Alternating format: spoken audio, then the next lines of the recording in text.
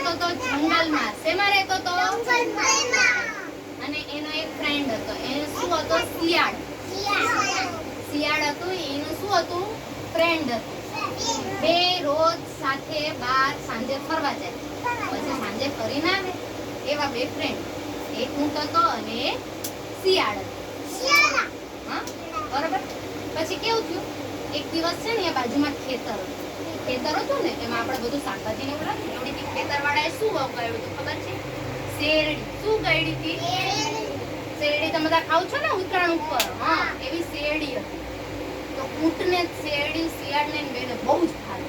શું કરે? બહુ ભાવે.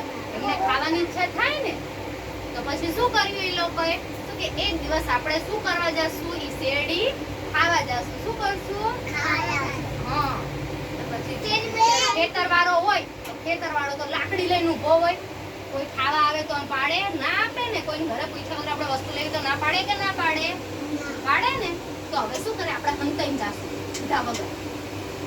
તો બે ગયા શું કરવા? શેરડી ખાવા. શું કરવા ગયા?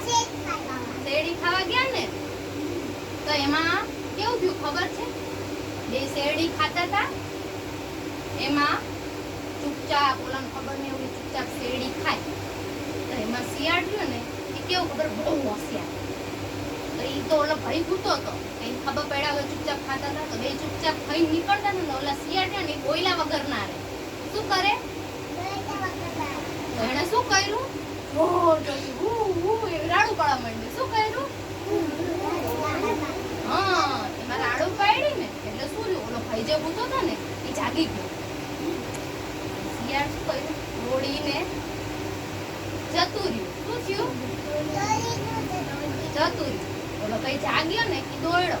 હાથમાં હતી લાકડી. તો શું કર્યું? પછી દોડ્યો. તો ઊંટને તો આવું ખબર નહીં. તો ઊંટ બિચારો આવી ગયો ભાઈના હાથમાં. તો એ ભાઈએ શું કર્યું? ઊંટને માર્યું. શું કર્યું? માર્યું હે ને. તો રાડું કોણે પાડી હતી? શિયાળે પાડી હતી ને. અને માર કોણે ખાધો? ઊંટે માર ખાધો કે નહીં?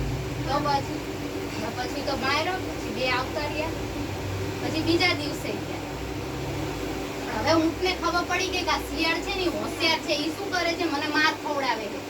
તમે તોફાન કરતા હોય તો તમારે એવું થાય છે ને કે આ તોફાન ના કરતો હોય પણ માર સમજાને પડે. થાય ને એવું.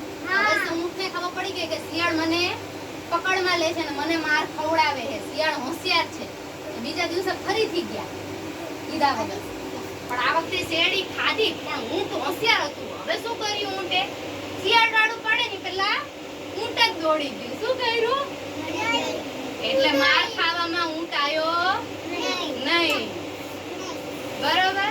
એના ઉપરથી આપણે શું સમજવાનું? કોઈ દિવસ એવા ભાઈબંધ નહીં રાખવાના કે જે તમને માર ખવડાવે, તોફાન કરાવે. એવા ભાઈબંધ નહીં રાખવાના. કેવા? હોશિયાર અને ડાયા ભાઈબંધ રાખવાના. કેવા રાખવાના? હોશિયાર અને ડાયા. તમને તોફાન કરીને મસ્તી કરાવે એવા નહીં. ખબર પડી બધાને?